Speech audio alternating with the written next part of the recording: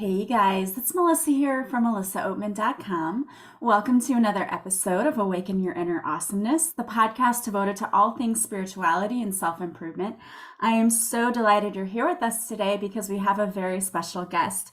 Today we have with us Miss Shelby Carino. She is the CEO, the Queen of Total Wellness, and she's here today to talk to us about the mother wound and how healing the mother wound can actually help us to step into our full potential. And I'm very excited about this topic because you guys all know that family issues can definitely be something that can hold you back and cause us to feel stuck in life. So I think today is such an important topic. So welcome to the show today, Shelby. Thank you so much for being here. Hello, thank you so much for having me. I already got goose pimples just through that introduction. So clearly the spirit's already moving. Absolutely, because we met just to briefly introduce ourselves, get to know each other before the podcast, and we couldn't stop talking. So this is going to be an awesome show today. I can already tell. I am really, really thoroughly fascinated by the topic of mother wounding because my mother passed 2 years ago, and she and I, we were close, but there were definitely some issues, wounding that went on between the two of us that Yeah. we had to work on healing and that I'm still working through and healing. So I think there's probably a lot of people out there with the same story.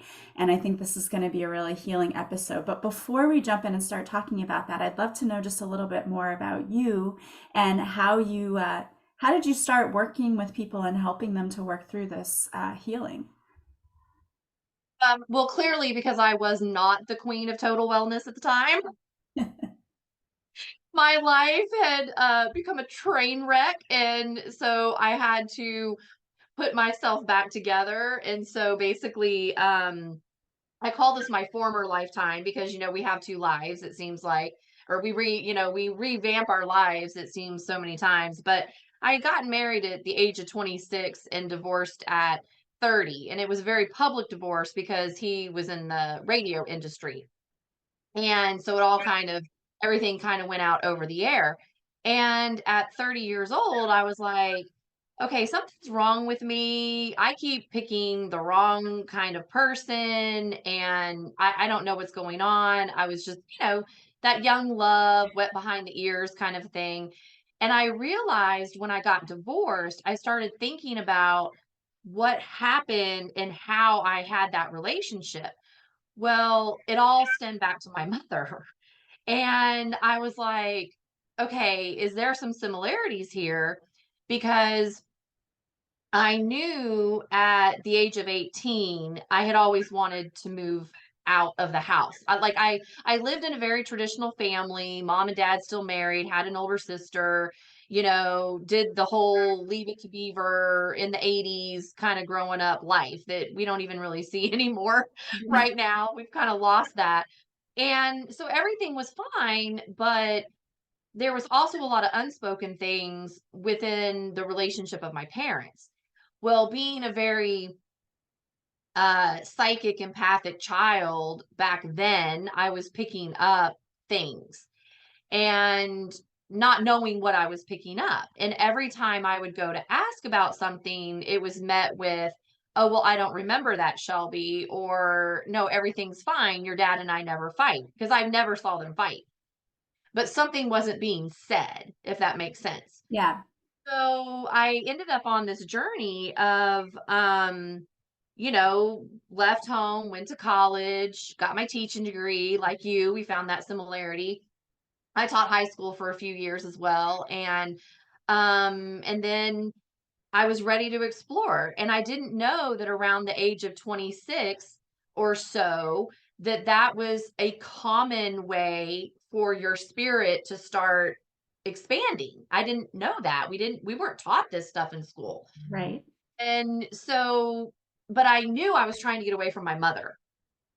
And even though my mother was a very good 3D mother, and I had the birthday parties, and she listened to me when I came home from school, and she helped me with my homework, and she cooked dinners every night, she was a very good mom.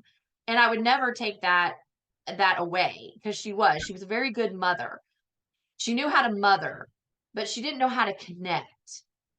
So, and that's a lot of her generation as well. So I missed a lot of the emotional piece, Hmm. but I didn't understand why I wanted to move away from my mother so much, because every time I tried to move towards something in my world to achieve it, it was like the rug got taken out from underneath me. And then I was like back with my mother and her energy. Meanwhile, my sister was out doing all of these things, never getting in trouble, never having the law of the land placed on her, anything like that. So it was like this opposite um in the parenting style. So long story short, when I had gotten married, I'd met this guy and I thought he was totally different. He was in the radio world. His job took us from Texas to Georgia, and he seemed put together. He seemed like a good guy. He wasn't abusive. He was checking off all the things Right. that weren't in my past relationships. Even to the fact that when we met, he shortly got this promotion to go to Georgia. And he said, "Well, I'm not leaving without you." So, well, my mom suggested that we get married. And I was like, so we got married, get this. We literally got married on my parents' anniversary. Oh, wow. Okay. And it was my aunt and my mom that kind of put together this wedding at their house. And then we left right after the wedding to drive to Georgia because he had to do a show, a New Year's Eve show. Well, I didn't think anything of it back in the day. Like, wedding anniversary, my mom and dad's wedding anniversary. I didn't think that that was weird. I thought that was nostalgic and what a great honor to do that. And then even on the night we got married, I'm calling my parents from the hotel room like, "Oh my gosh, we just landed in Vicksburg, Mississippi." And then that and I didn't realize I was carrying my parents, specifically my mother, her energy with me into the marriage. Yeah. And then all of a sudden she doesn't like him, and then and I'm running all of these emotions through to the point where we ended up in a divorce. Now he chose another female, and at this point when I look back I go, well, I kind of don't blame him if I was running my she threw, but he really didn't handle the relationship at the end the way he could have. So he'll have karmic kickback for that. But at the end of all of it, the whole mother piece came forward because I realized I was running something of my mother in her relationship with my dad specifically that she never healed. So it was running through me. And then I didn't know why it was running through me and why I all of a sudden was choosing all of these relationships that didn't make sense and it didn't seem authentic to myself. Hmm. So when we got divorced, and I went through bankruptcy and tried to stay in Georgia for a couple years and then eventually ran out of money because I had quit teaching. I was wanting to be an entrepreneur. And really, I was trying to do my spiritual walk, not knowing that's what I was doing. Well, the genealogical ties are heavy. I got pulled back to my parents' house and I was stuck there for about 7 years, on and off. And thank God I met my spiritual mentor and I was able to get pulled out. So I realized and then I cut off connection with my mother, my sister, and my dad died, came back to life. That's another story. But the whole family realm blew apart because something in me finally said, I'm no longer going to be the scapegoat to everybody else's feelings and emotions. And I started pulling my energy back.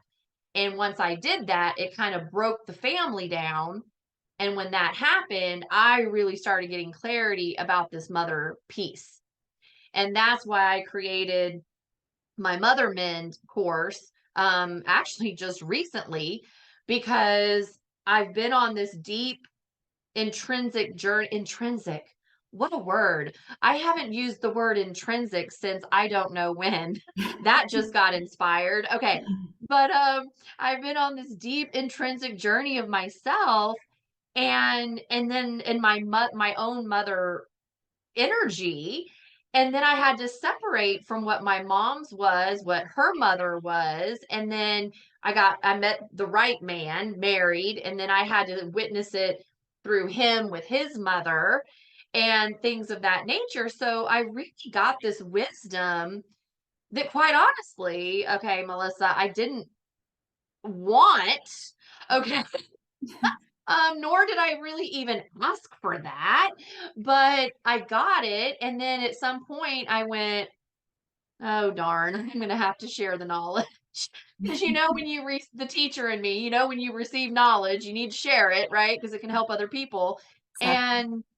And so I did. I allowed myself to pull up all the information and create this Mother Men course, and then sat back when it was done and went, dang, I wish I would have had that back in the day, because it would have made so much sense. Yeah. And I don't want people to think that you have to have a bad relationship with your mother to heal a mother wound. You can have a great relationship. It can even be one that you don't even know who she is and you're still healing it. But what got me started on the mother process, just to finish up this segment of this information, is that when I was living with my family, and I was broke, I had $20 in my wallet. I had enough gas to get to Dallas from the small town my parents lived in, which was about a 45-minute commute, to help a friend who was a water shaman at a wellness expo. And this older gentleman in his 60s had kind of been circling around where this water shaman guy was, and he happened to walk up to me and say, you need to come with me. You need to have a reading. And I said, well, how much are your readings? And he said, they're $30. Okay, well, that's not a lot of money, but I can't afford that right now. And he goes, well, why not? And I said, because I can't have the reading right now. I'm not interested. I'm sorry. He kept pushing me to the point I finally was breaking down and finally said, because I was embarrassed because there was other people standing around, and I finally said, I can't afford to pay you. I have $20 in my wallet to get food. I have enough gas to get back to my parents' house. I'm completely broke and bankrupt. I would love to have a reading, but I cannot. And he grabbed my arm. He walks me all the way back inside because we were outside. He walks me all the way back inside, all down the convention center. His table happened to be all the way in the back. And he spent an hour with me and I was in tears. Could not stop crying. I felt like a total loser, but yet healed in some weird way. And because I was trying to be tough and I'm good, I'm well, and literally I was falling apart. And he goes, I'll never forget his words. He goes, Shelby, you're mad at your mother. And I said, no, I'm not. I just talked to her. I'm not mad at her. Hello, 3D brain. I'm Yeah. mad at my mom.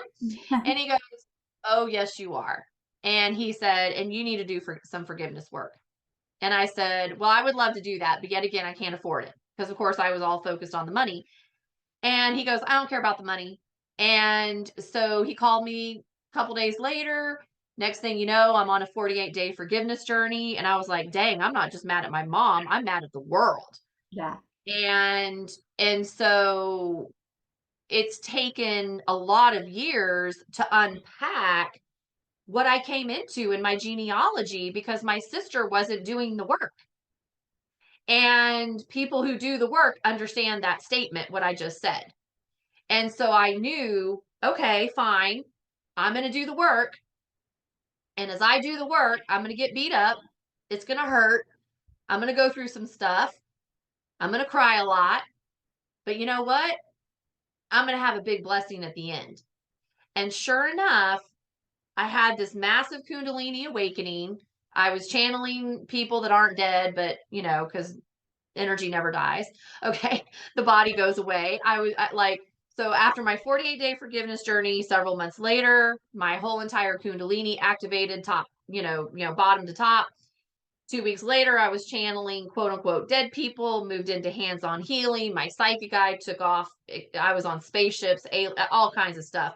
I was on my own for a year until my spiritual mentor showed up. And why did my spiritual mentor show up? Because I hadn't changed the pattern in my relationships of how I chose men, which was I had met a guy at a wellness expo whose mom introduced me to him, wanted me to do a reading because he was about to go to jail for carrying a firearm and having pot on him. I started talking to him when he was in jail. My heart started opening up because he was safe, because he was locked up. Well, all of a sudden, I meet the preacher that was at that jail, and because I was going to do a spiritual visit with the guy that had gotten locked up. I was on the phone with the preacher for an hour.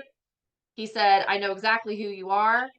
I'm going to tell you who you need to call. She's in Dallas. You tell her I told you to call her, and you take every class she has." And I was like, "Yes, yes, sir." He never mentioned psychic. He never mentioned medium. He never mentioned anything etheric. It was the oddest thing. I hang up with him. I call her. I'm on the phone with her for an hour and a half. Had a meeting with her, and I was stuck to her like glue ever since. And I realized, wow, the power of the maternal energy is intense, because even when I had my first meeting with her, even as a grown woman in my late 30s at that time, she said, "Well, I just called CPS." And she's trained, she's a kahuna from the Hawaiians, like she's a kahuna, trained in NLP, 40 plus years. I don't even know if she lives on the planet. She's one of those like Yodas. But she said the first conversation was, I've called CPS, and something in my subconscious mind needed to hear that, because I felt for the first time in my life I was being protected. And I didn't even know what it meant until years later, when I realized, when my mentor told me, if your mother would have not cut off her mother, you would have committed suicide at a young age. Because I was the one processing my mother's evil, as I would call that, who threatened to kill my dad. And I came in for my dad. I'm second born. And so I've really gone through some spiritual warfare. I've really gone through the enlightenment that people are not as they appear in body, because it's the energy that's the truth. And when the energy comes in, you got to deal with the energy where it's at. And the only way you get immunity is to go through it.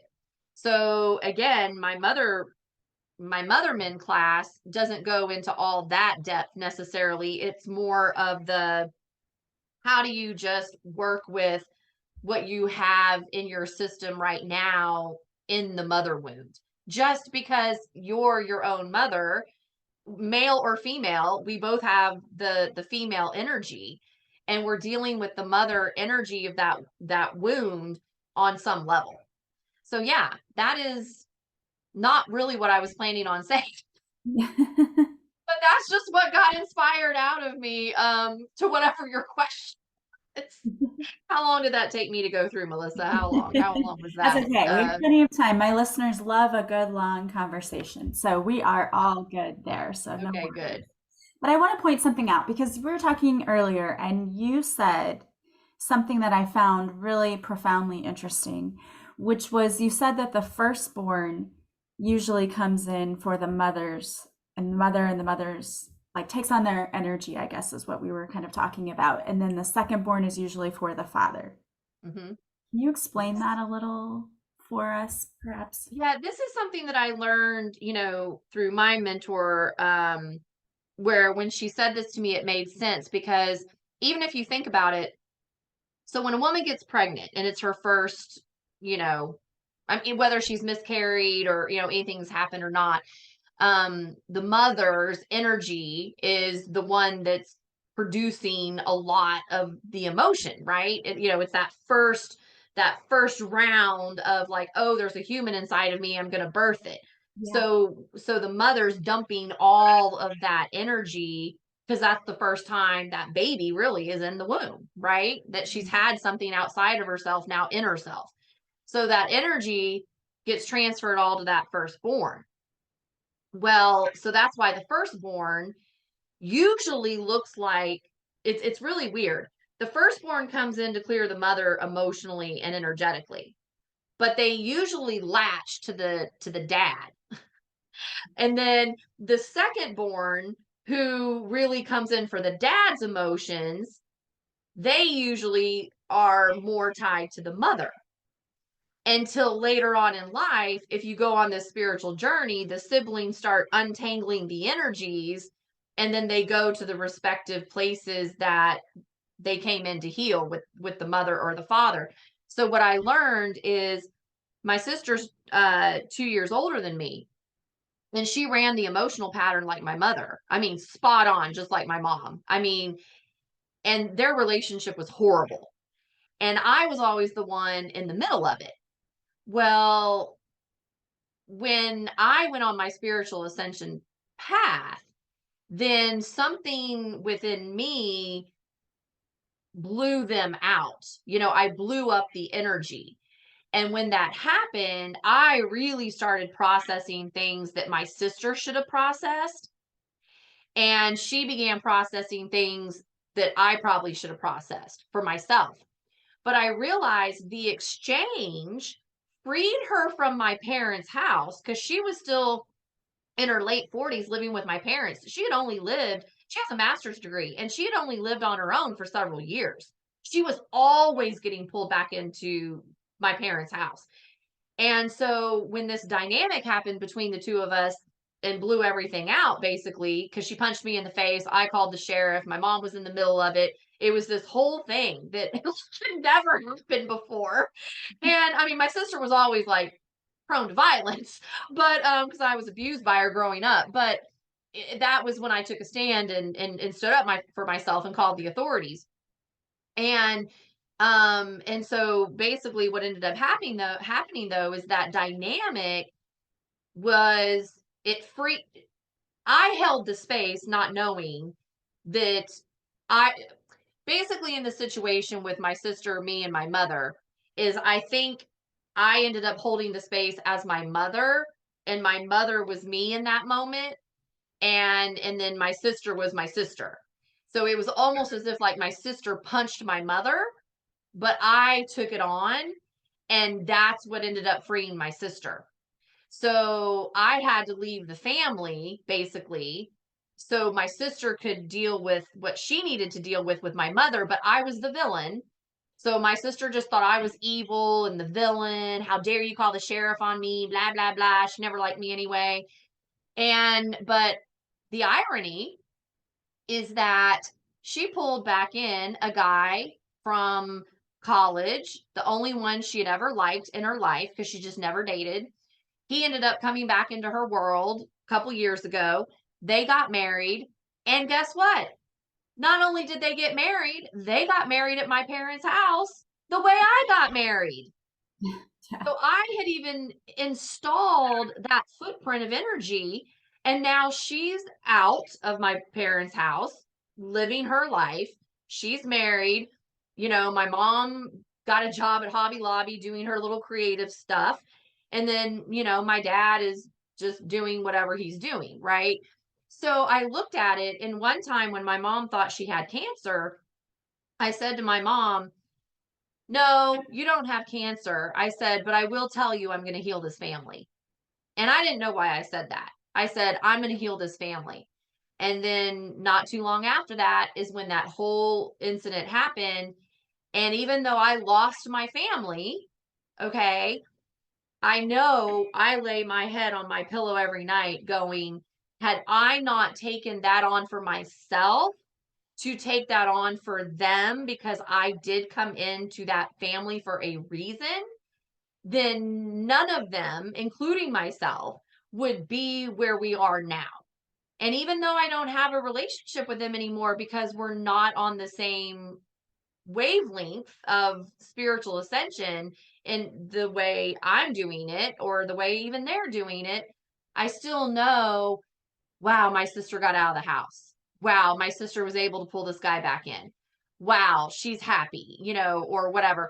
And even if there's that bad blood between the two of us as siblings, it doesn't matter because I know I worked to do the forgiveness with her and she didn't. And so that kept the separation, which needed to be kept, or she wouldn't be able to be doing what she's doing because it would be unethical for my energy to come in and keep poking it. Yeah.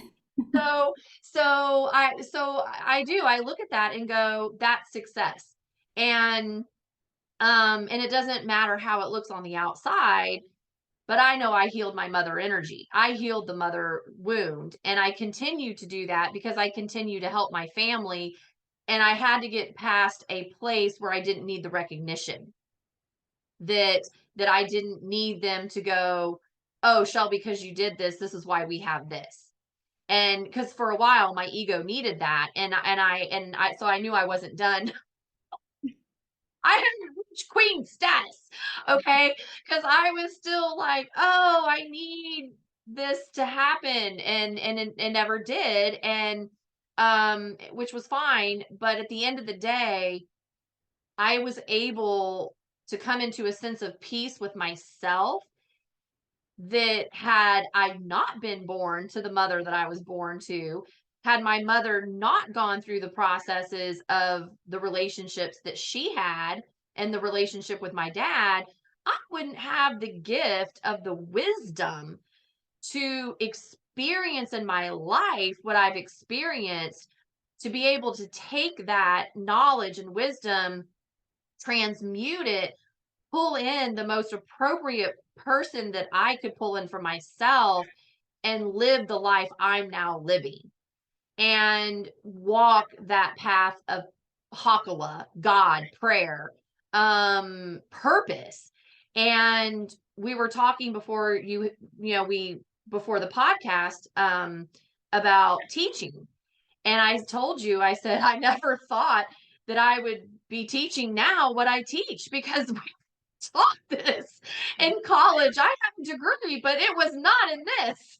And so I've had to learn this, but this is life. This is who we are. We are these spiritual beings. We are not out here playing in fairyland like we think we are. We are here to transmute so many things, but it takes a baseline foundation to go back to the mother, to understand the wound of the past, of the generation, to then let ourselves surrender, to let go of what we know family to be, so we can step into family that is now, because it really is how we free our family, that we came to the planet to do family.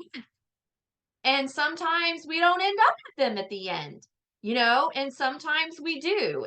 But at the end of the day, we all end up where we're supposed to be. And isn't that what the maternal energy is about? Because we have Father Heaven and we have Mother Earth, and that is what it's about. And we maternally have to step into that power for ourselves. So, on a human level, we first have to at least figure out if we have an issue with it, Yeah. Yeah. you know? And So, we were talking about that too, that, society expects you to be close to your family, or you have to spend time with your family, you have to respect them, you have to do this, you have to do that. And if you're not being respected, if you're in a situation that is not good for your mental health, then it's important to say, no, I need to keep my distance for myself, because we don't realize, I think, how deeply our family affects the decisions that we make. Like you said, like you ended up having a wedding on your parents' anniversary at their house. That was how much their influence was over your life at that time. And I think that prevents us too from really truly fully seeing who we are as individuals, because we just do the things the way they've always been done, instead of trying to branch out on our own and say, okay, I mean, so many people pick careers because their parents told them this is what they need to do, and so many things in their lives. And I think that's probably the biggest detriment to this whole, like, you have to be loyal to your family.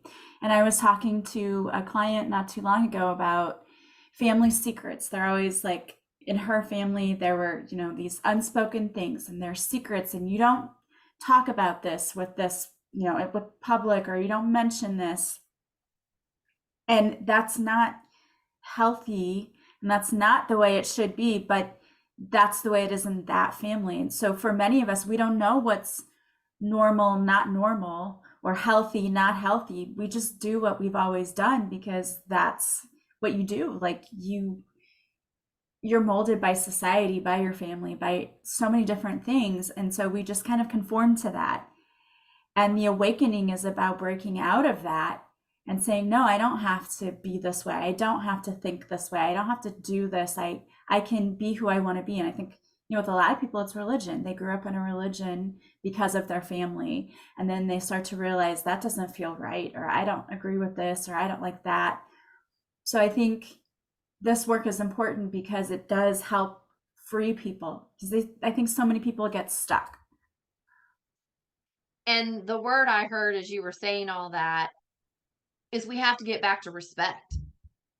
We have to get to respect with ourselves because we are so tied into the matrix of tradition until we're not. And that's like what you just stated. That's the spiritual awakening. That's the level of awakening consciousness. And a lot of times I find with my students and clients that they think that the spiritual process is you're supposed to be love and light and accepting of all things, and that you can never show anything other than, oh, I love you, hello, da, da, da, da.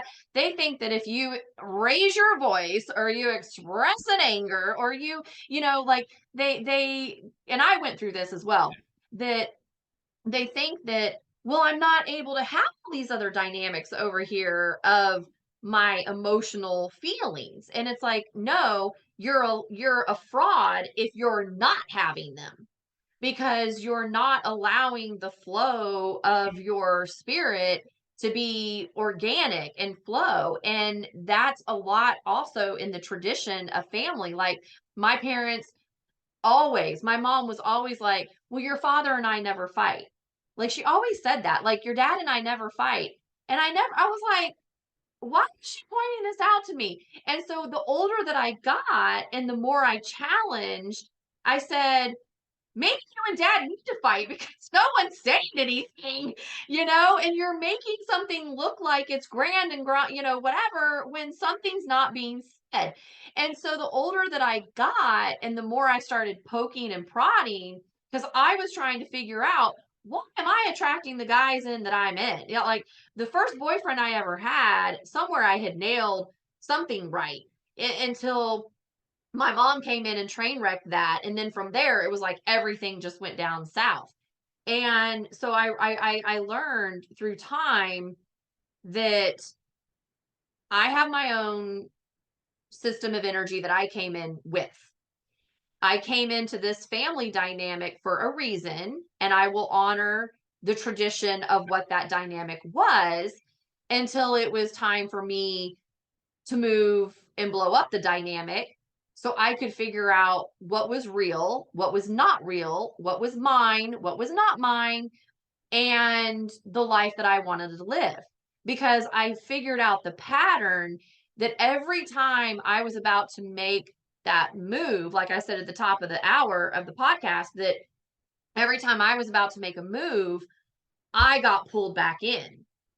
And then it was like my outcome was sitting right in front of me and I was just about to be free. And then my mom would come in with something, or something would happen with my sister, or something, you know what I'm saying? Like, and then I was like pulled back into the dynamic. And that's why I had this urge to get away from the family, because I was tired of feeling that. And the empaths know what I'm talking about, right? So we have to be able to break free of tradition and create the tradition that is meant for us to create. And it doesn't mean you throw the baby out with the bathwater. It doesn't mean you forget grandma's recipe. It doesn't mean any of that. Like I still have a spaghetti meat sauce recipe that my mom made growing up that I love, and that's the spaghetti I make all the time. But there's no connection to the energy of why I make the spaghetti sauce. Does that make sense? It's not, it's just because it's a good recipe. And that's where I learned I can honor my ancestors. I can honor my thy mother, thy father, but it doesn't mean I'm attached into them anymore because I have become my own woman. And I think as females and even as men, they men need a good spiritual woman to help them clear their mother wound.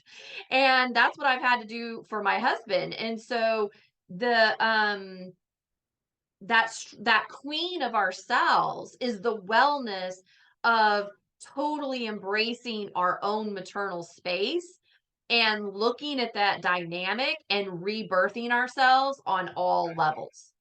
And that takes a lot of courage. That is queen status because you have to go through all the emotions and they don't feel good, but and some of them feel great. But at the end of the day, they humble you, they give you wisdom, they give you influence, and that's really how you make a difference in every person's life around you. And I can only say that because I continue to do that for myself. Because at the end of the day, you don't have a choice because you're already on the path. So it's not like we can stop it. It's we're in it. So I always just tell my students, my clients, and my listeners even that just go down the rabbit hole. You're worth it. Go down your rabbit hole because if you have survived the non-authentic way of being around the family, well then you're sure as heck going to survive the authentic way Yeah, exactly. because that's just coming more into yourself. But people don't want to lose what they have because they are scared of being alone. Yeah. That's true. I think that's a huge factor for people not wanting to do the healing work. But I have to say that I don't, and you've said this, you don't have to completely disconnect from your family in order to do the work. Sometimes it's about knowing, okay, I'm doing this work and they're not, and I can be around them, but if their energy becomes too much or if they're starting to become toxic, then I can disconnect myself and say, okay, I'm only going to go to see them at Christmas, or I'm only going to go, a few times. You get to decide how much you want to be a part of their lives. It doesn't mean you have to totally disconnect. With my brother right now, we don't talk. And he actually used to live with me. And so we were very close. Wow. But I don't talk to him anymore. And I do, like, we will text every once in a while. And every once in a great while, I will see him. But I have chosen just to disconnect my energy for now because of my own mental health. Like, if someone is not treating you with respect and is being very toxic to you, you have every right, I don't care who it is, to disconnect your energy from that person. Yes, and that's the empowerment, and good for you for having that level of insight because it's hard because it's your family, it's your brother, he used to live with you, there's all these dynamics. And at the end of the day, your mom passed a couple years ago. He's pulling in things from that experience and it's changing him as well. So it's changing the entire dynamic and we're out here to transmute the energy. And sometimes people's physical personalities, their egos, they don't ethically know how to do that work and they don't want to see it. So they still try to latch on to people that will take the hits. And now that many people are saying, hey, I'm done taking the hit, then it's creating the dissension. But that dissension is good because it's what forces that energy to separate so it can heal. So somewhere in time, there's a unity, whether they come back physically in or whatever. But I always tell people we're doing relationships. So in the relationships, sometimes it's appropriate. Like, I didn't cut my family out immediately. I was the one that kept going back in. And so, but I got to a place where the energy cut itself. And how the energy cut itself was after I'd met my husband, we had gotten married, built a house. We were 1 week into moving into our house, and we had gone to get our hair done. We were in the same, car. We were driving back. My dad calls me, and lo and behold, says, "There's this woman from Chicago trying to get in touch with you because such and such uncle that has been dead for 5 million years, that was on my mother's side of the family, that had a cousin that was, back in the day the word was retarded, but mentally, what now it's kind of like um what's the word, Asperger's or whatever." And but anyway, he had died. So now the cousin had died, and there was this trust that surfaced, and I was one of 5 girls on the trust to inherit this trust. Well, my parents didn't even know about it. And we used to go to their house up until about the age of 10 years old to visit in the summers, but there was sexual abuse involved that surfaced, and there was all this stuff, right? So I come into this trust, I come into this inheritance, right? I immediately have a meeting with my mentor and told her how much it was, and it was 6 figures, and well over 6 figures. And she says to me, "Shelby," she says, "if that came from your dad's side, you would have been fine, but that came from your mom's side. You're gonna have to clean the money." And I was like, and I knew exactly what she meant. It was dirty money. I mean, there was sexual abuse. It went to 5 girls. It was like, you know what I mean? The cousin, it was doing a lot of it. Like, it was like, it was, and I was like, oh my God. So literally, I looked at my husband and I said, "I just need you to brace yourself. I'm going to blow through this money in 1 year." And he said, "Okay." And I said, "Because I can't keep it." And I said, "I'm going to have to spend it, but we just bought a house. We'll pay off all our debt, catch up on our taxes." Like, it was all ethical, right? Like, everything we spent was ethical. We didn't like go out and buy a Bentley and stuff like that. You know what I mean? It was very purposeful to create a healing space.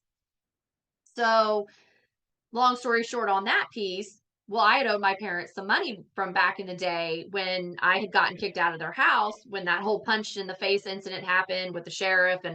And I call him the sheriff. My parents kicked me out of the house, right? So I was homeless. So this started my whole gypsy journey. Well, right before I kind of landed on my feet, I was about to get evicted from this rental house because, again, I didn't have money. And my mom showed back up in my world and all that. And I was just willing to get evicted because I was just over it. Like, I had already fought this guy in court. It was a false eviction. I won actually the case. There was all this stuff going on. But at the end of the day, I was still going to get out of the house.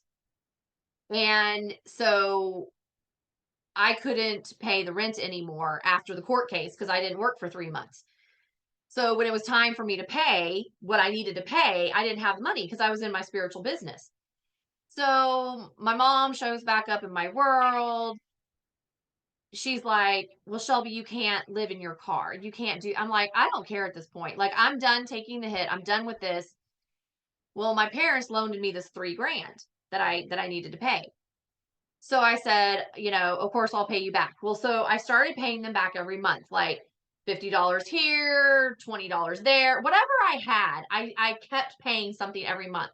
Now, because they were my parents, I didn't think to track what I was paying them. Well, when I came into this inheritance, these years later, I still hadn't paid all of it off, I don't think at all, but I don't even know how much I had paid, right? I mean, so the very first thing I did when I had that deposit in my account was I sat down, I wrote a check for 3 grand. And I know I didn't owe 3 grand, but I wrote a check for 3 grand just because I was closing an energy out. And I wrote a little note in there like, "Thank you so much for this experience, blah, blah, blah. I'm so happy I can write this for you, blah, blah, blah." And I sent it. I'd always told my parents, I'll take care of you, right? But in this moment, I had to send the 3 grand. A couple weeks later, I get a letter in the mailbox with my dad's email label on there, and I open it up and it's a typed letter, and it was and when I touched the letter in the mailbox, I was on fire. I was angry, and I was like, okay, this is not my dad. I literally opened it in the street because there was so much hatred on it that when I read it, it was literally quote unquote from my dad, which I knew was my mother, about all of this other money that I owed them through time, with a spreadsheet, an Excel spreadsheet of 20 years of things my mother had kept up with that she said I owed her, that I never had a inkling she was keeping track of. A dog bowl. Okay, like stuff that was like, we went and she bought me lunch at Luby's. Okay, like random. And that's when I saw my grandmother, my mother's mother, the evil. My mother had kept up with my debt for 20 years that I never knew was certain debts. Some debts I understood, other debts I was like, I don't know what this is. My sister lived with my parents her whole life up until I blew out, and then finally she brought this other guy in and moved out. Did my sister ever pay rent? Did my sister ever? No. But I had a 20-year debt when my sister never had to pay anything. And when that happened, I told my husband, I said, babe, I need you to go inside. I need to get this out. And I don't need you to say a freaking word. I need you to just be the strong warrior that you are. And I need you to sit right there on the couch. And I am going to yell and scream and cuss and say everything that I need to say until I get it out. And I'm probably going to bawl at the end. And he said, got it. And I literally went, Yeah. Expletive. I let it out. Well, the debt was 18 grand from what it was 17 and something. Okay. From 20 years. I got it all out. Once I got it all out and I had my husband hold that space for me and I was bawling, I got clarity. And I said, okay, I'm going to pay the debt, but I'm not going to pay it to them because that's Satan sitting over there. And I don't know where it's coming from. So I got my checkbook out. I wrote a check for $18,000, put it in an envelope with a note to my mentor, and I tithed it to her school. And I said, please use this money. It even makes me emotional now. Please use this money so no other female will ever have to experience what I've experienced. And I mailed it to her. I didn't even tell her it was coming. She didn't even know. And then the next thing you know, about a week later, I get a letter from her. And all she said in that letter was, wow, Shelby, what a great surprise. You get this. I will make sure it goes to good use. And my money actually ended up, I think, in Hawaii with one of the kahunas that needed help. And I sent an email to my mother and I said, how dare you? How dare you treat me the same way you treated me or your mother treated you? And I said, but you know what? I took that debt and I tithed it and I sent it to the higher space. So no other female will ever have to experience what I've experienced that you always, which was the same reason you left your mother, which is now the same reason I'm leaving out of your space. And that was the line, not in the sand. That was the line in the concrete where I went, my job is done. You took it way further. That was evil that was sent. And I transmuted it, and I'm not going to clean that up anymore. And I let go of it because it didn't matter what I felt was the right number, if I owed, if I knew she was keeping up with any of this. Because in my mind, it was 3 grand, and I gave them more than way than 3 grand. I always was doing stuff for my parents.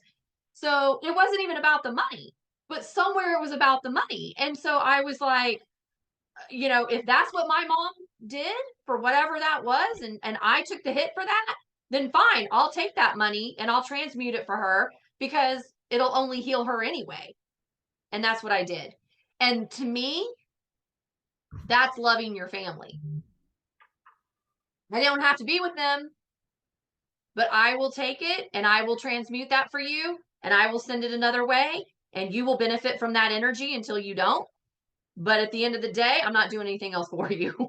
Like, my sister can take over. It was kind of like that. And that even moves a lot of energy through just sharing the story, because my mentor said to me a long time ago, Shelby, you have to be brazen. You have to be brazen. And those little Yodas, they speak in metaphors, right? They speak story, they speak in metaphors. And she would be like, you have to be brazen. And she said that for some other story that I had that I was going through. And I will say that she first started out in my world of telling me I was too nice. You're too nice. I need to help you connect to your inner bitch. And I was like, but I'm from, I was all up in my alien, like,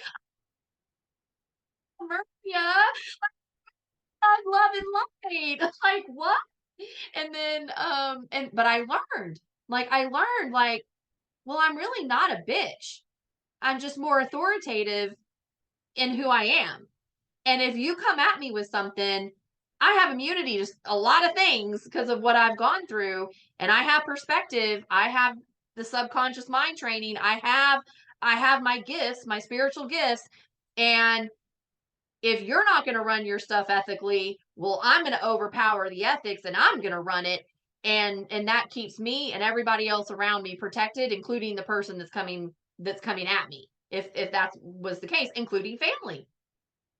And honestly, that's the sovereignty we're all wanting to achieve in ourselves every day. And we just have to walk it out. We have to walk it out with family. We have to walk it out with friends. But we have to address it and acknowledge it and do the work to transmute it. And that's why I put together my spiritual school curriculum, because it's all of my stuff. Full story. It's like, here you go, what I did. Okay. Do not reenact this the way like, it doesn't have to be that way. Yeah. So, but it is in some situations for whatever it's meant to be. So I understand your story with your brother. I get it. Yeah.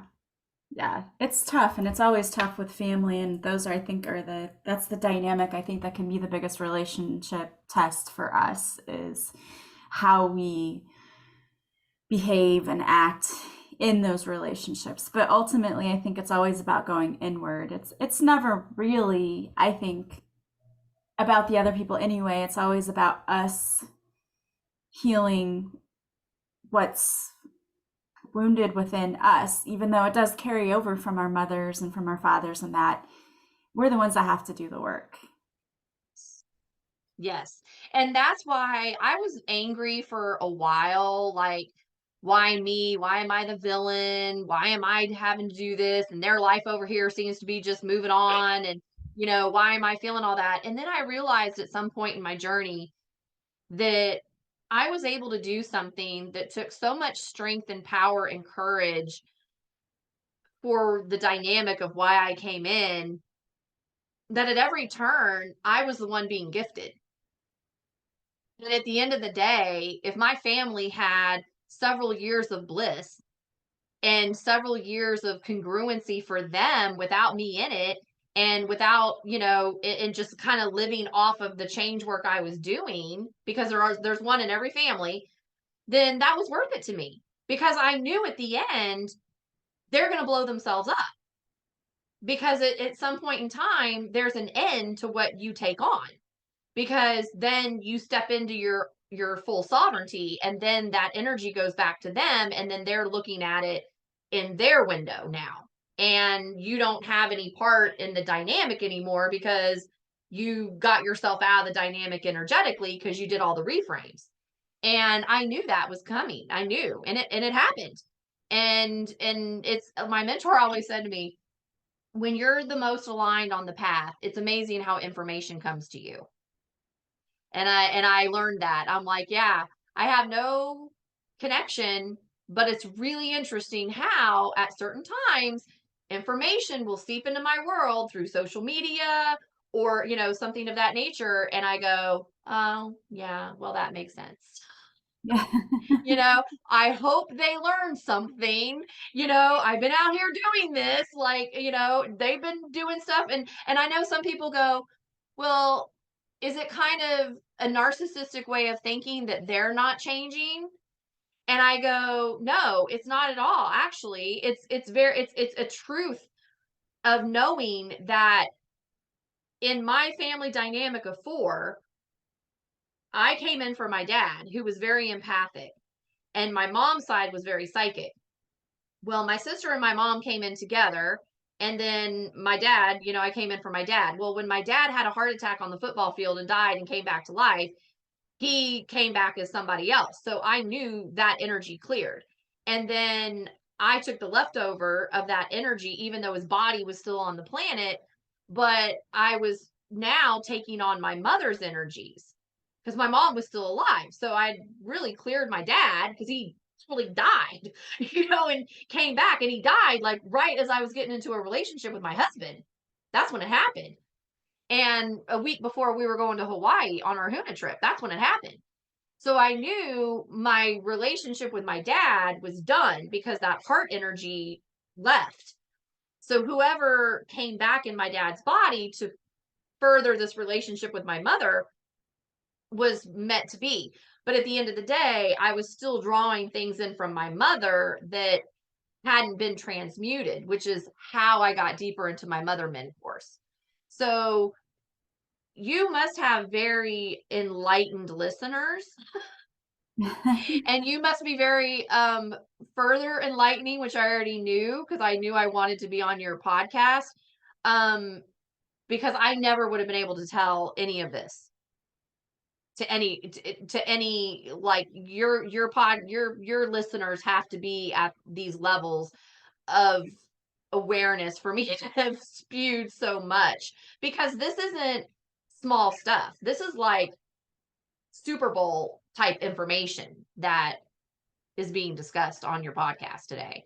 Yeah, I know that all of the people that are listening to my podcast, I think, are people that have chosen to come in this lifetime to do the work and to awaken, because the topics that we cover and the feedback that I get from people are, just incredible.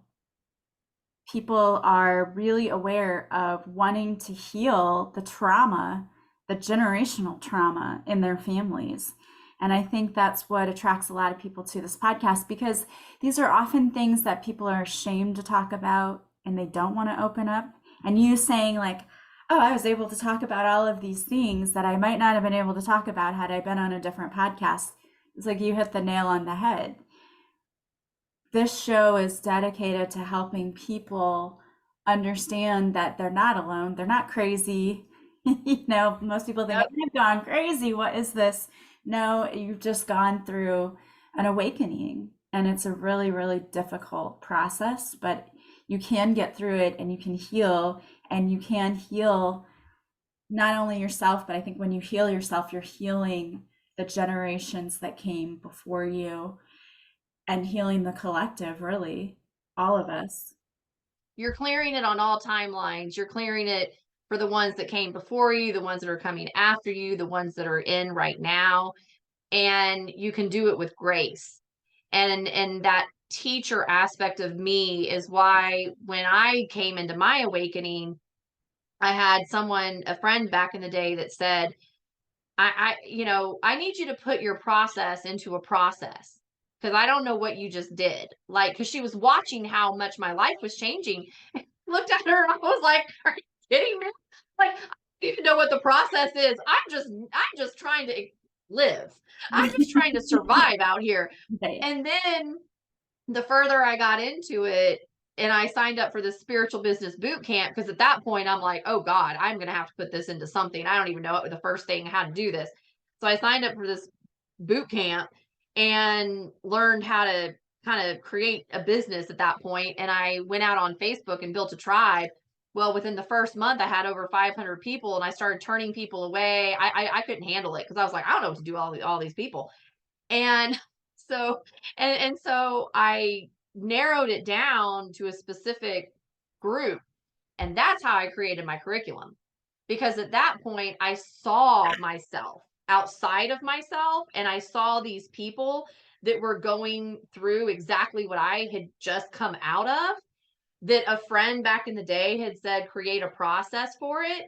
So when I had pulled in those people, then I was able to go, oh my God, hold on a minute. I need to make my psychic energy course. And then I was able to just give all of that information that I didn't even know I still had sitting in me.